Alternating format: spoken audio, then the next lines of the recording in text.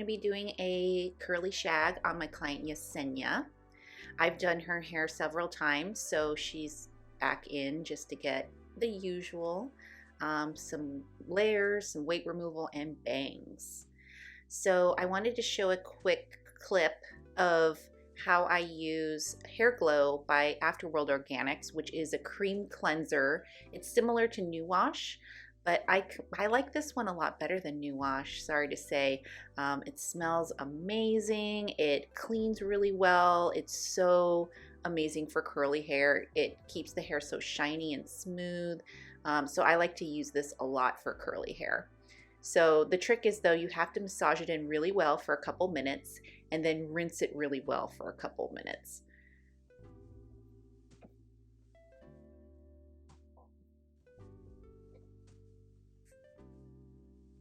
It's amazing how it suds up even though you don't really see it suds up when you're massaging it in. It cleans so well. I love that stuff.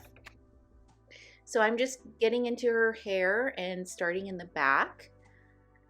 I usually like to start with the perimeter with the ends and establish the length. She didn't want that much off, but her ends definitely were very dry, so I just wanted to clean them up a bit. Some hairstylists like to just go in and do the bangs first and the layering and all that and then trim afterward, and I do that sometimes, but for some reason, I think it's just habit, I always like to clean up the ends first. It's just my preference. You know, it's just how I work, I guess.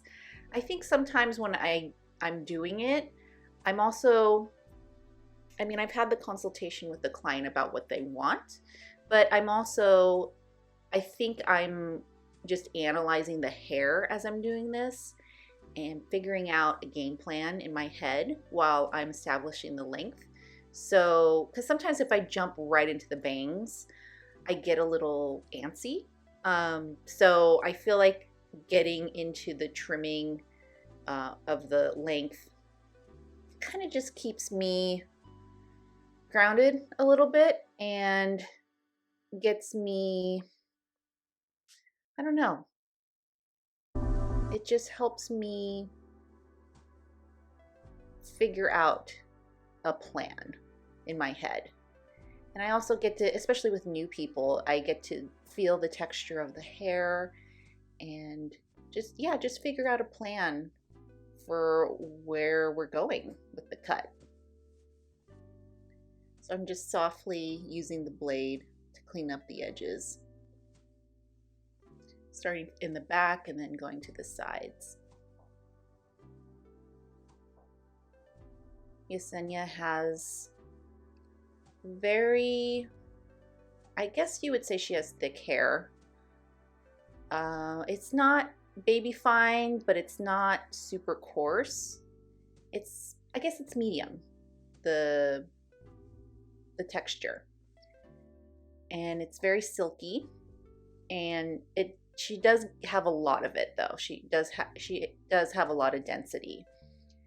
And her curls are so beautiful, but they tend to be more curly Q at the ends than they are up top. So that's why she likes to do the shaggy layered cut, because it helps enhance the curls more at the root.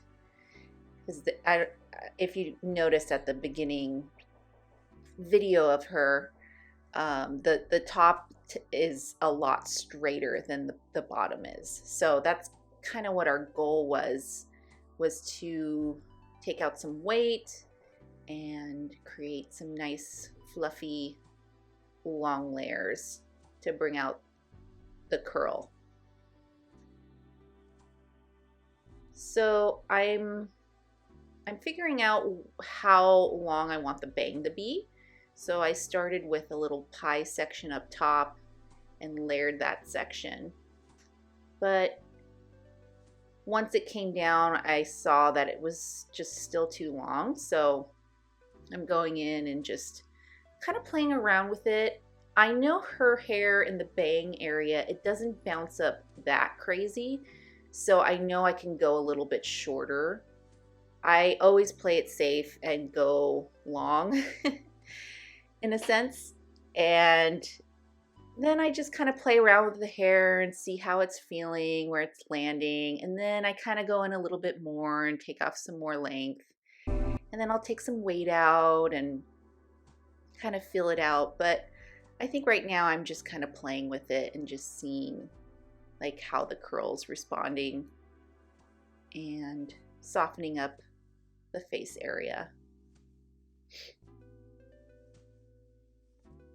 She has a lot of weight on the top of her head, so I'm just going in and carving out spaces so her curls can pop up and it's nice and light and not too heavy for her.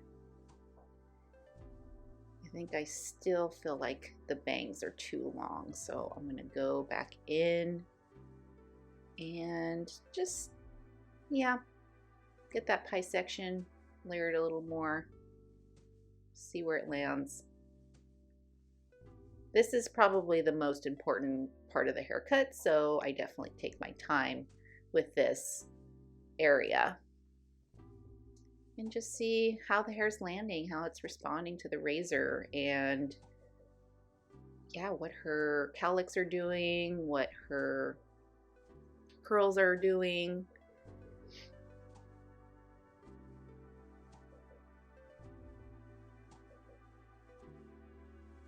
Yesenia is such an awesome client. I see her maybe every 6 months or so, 4 to 6 months, and she is in a band, and she also got me into fish, as far as like aquarium fish.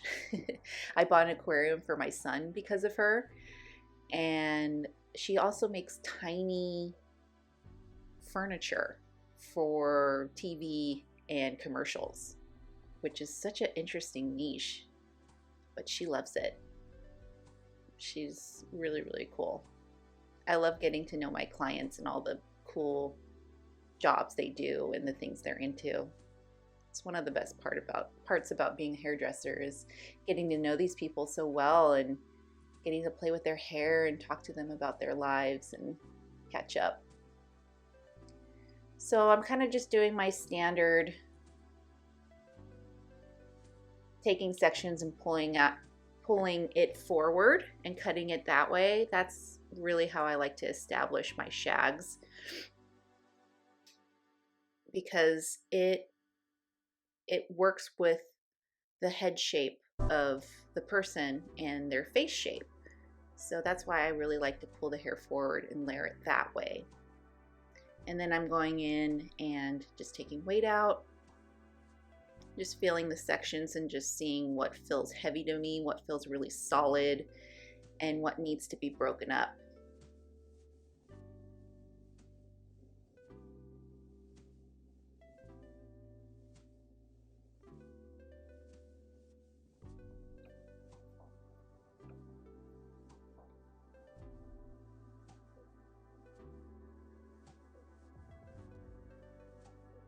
I'm getting to the back area and taking more weight out, mostly up near her root, because that's where all the new hair is and it needs some lightening up for sure.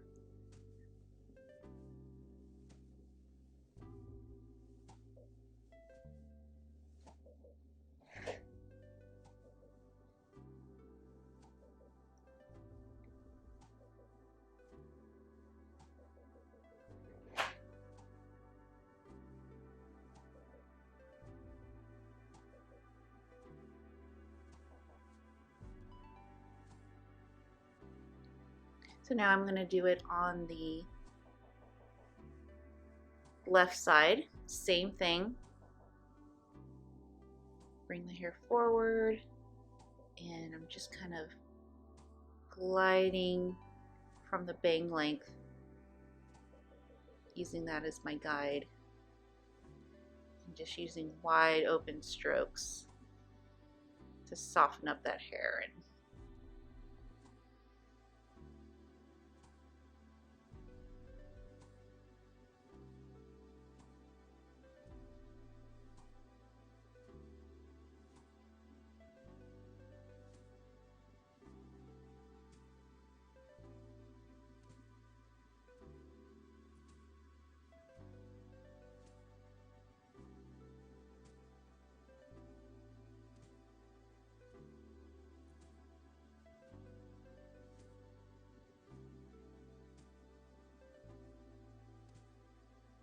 She has such beautiful hair. I always love cutting it.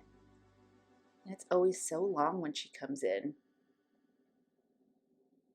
I think, yeah, she comes in about every 6 months or so.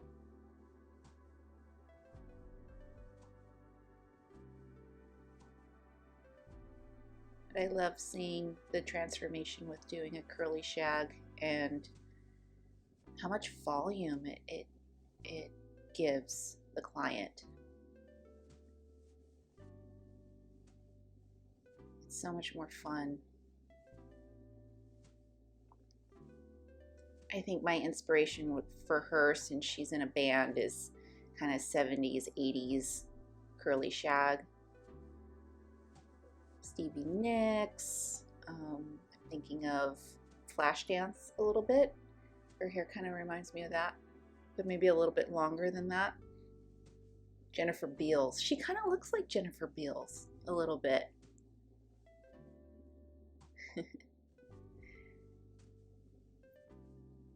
Yeah, I'm just carving and shaping out the hair. Constantly combing and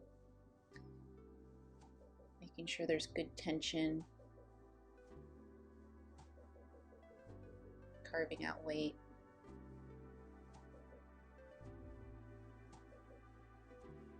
I think we're getting really deep in a conversation right now. I forget what we were talking about, but me, her, and my assistant Liz were just laughing.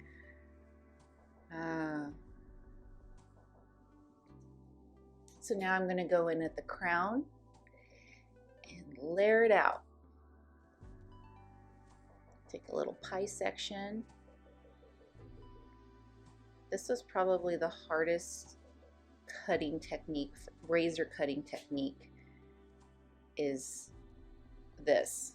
That was so hard for me to learn when I first learned how to do it. It definitely takes some practice. And then I'm going in and taking out weight. That definitely takes practice too. I was not good at it when I first did it. It felt super weird and awkward, but after some time, it's like second nature to me now. But yeah, turning your hand up like that with the blade, it's a very awkward feeling.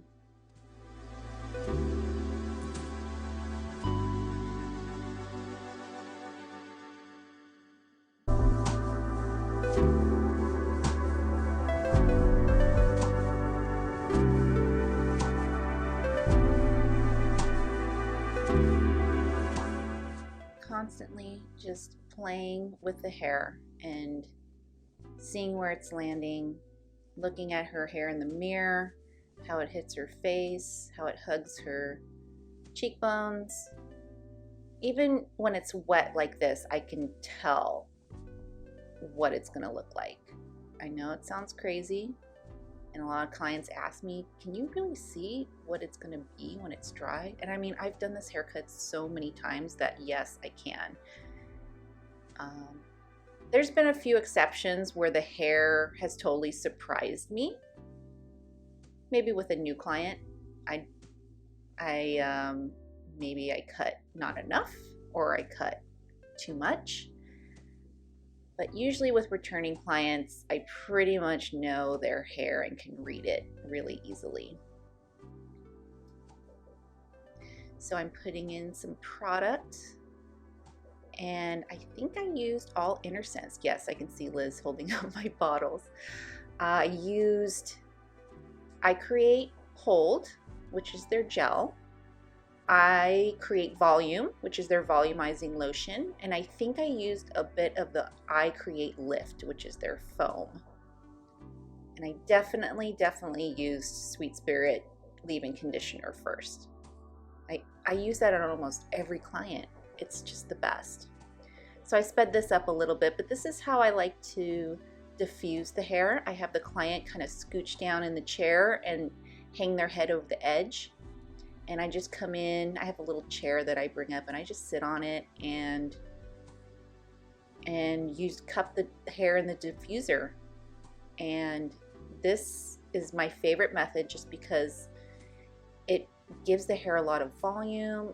It's like the hair has free reign to just expand and dry and in this state of hanging, which I love.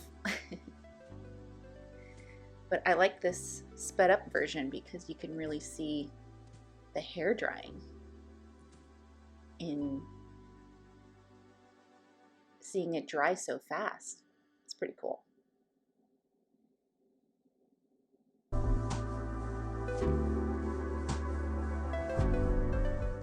Once I feel like the hair is pretty much like 80–90% dry, then I have my client tip their head over.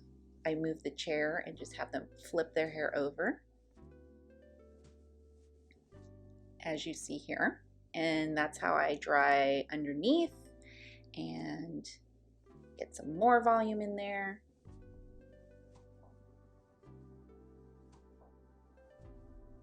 Get the sides really well.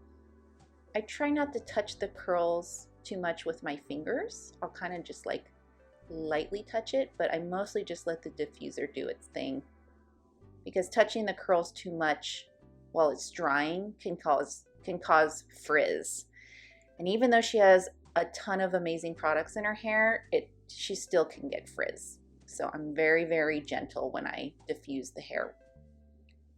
As minimal fingers as possible. So then I have her flip her hair up, and then the bangs still needed to be dried. So gotta get those bangs in that diffuser. Shape it out a little bit.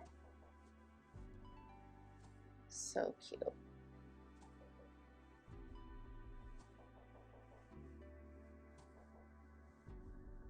And it's fun to just like play with the curls after they're nearly dry. That's when I can get my fingers in there and twist and play and see where it goes. And if I need to do any tweaks, I do it once it's totally dry, because she doesn't wear her hair any other way. So cute. I love her. Thank you so much for watching. I hope you enjoyed this video. Don't forget to subscribe to my channel, and I will see you in the next one. Bye!